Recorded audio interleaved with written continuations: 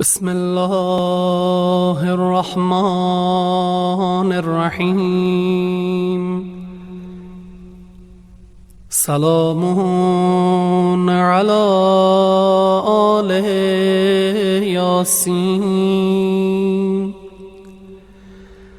السلام عليك يا داعي الله ورباني آياته. السلام عليك يا باب الله وديان دينه. السلام عليك يا خليفة الله وناصر حقه. السلام عليك يا حجة الله ودليل إرادته. السلام عليك يا تالي كتاب الله وترجمانه. السلام عليك في آناء ليلك وأطراف نهارك. السلام عليك يا بقية الله في أرضه. السلام عليك يا ميثاق الله الذي أخذه ووكده. السلام عليك يا وعد الله الذي ضمنه. السلام عليك أيها العلم المنصور والعلم المسبوق والغوث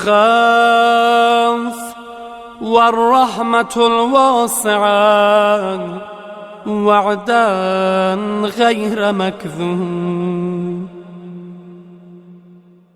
السلام عليك حين تقوم. السلام عليك حين تقعد. السلام عليك حين تقرأ وتبين. السلام عليك حين تصلي وتقنت. السلام عليك حين تركع وتسجد. السلام عليك حين تهلل وتكبر. السلام عليك حين تحمد وتستغفر.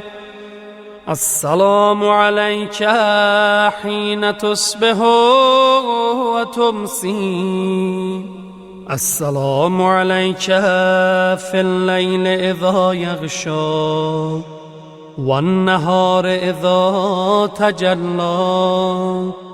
السلام عليك أيها الإمام المأمون. السلام عليك أيها المقدم المأمول. السلام عليك بجوامع السلام. أشهدك يا مولاي أني أشهد أن لا إله إلا الله وحده لا شريك له وأن محمدا عبده ورسوله لا حبيب إلا هو وأهله.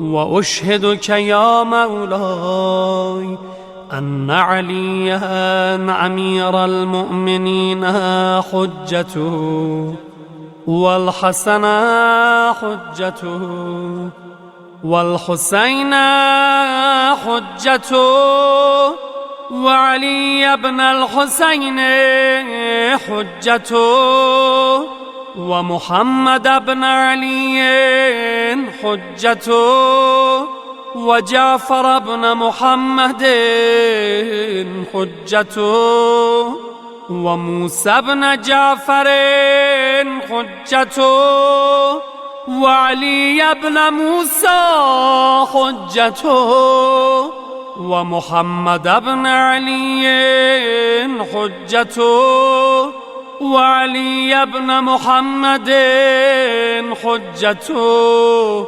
والحسن بن علي حجته وأشهد أنك حجة الله.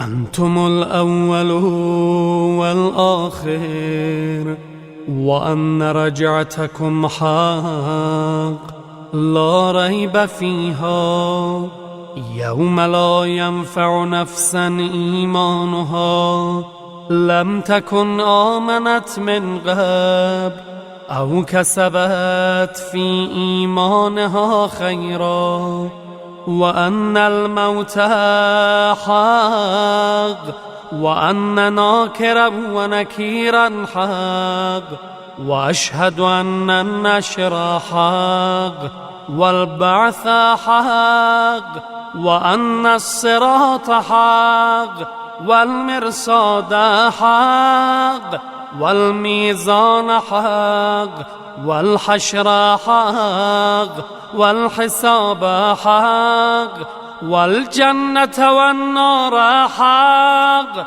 والوعد والوعيد بهما حق. يا مولاي شقي من خالفكم وسعد من أطاعكم فاشهد على ما أشهدتك عليه وأنا ولي لك بريء من عدوك فالحق ما رضيتموه والباطل ما سخطتموه والمعروف ما أمرتم به والمنكر ما نهيتم عنه فنفسي مؤمنة بالله وحده لا شريك له وبرسوله وبأمير المؤمنين وبكم يا مولاي أولكم وآخركم ونصرتي معدة لكم ومودتي خالصة لكم. آمين آمين.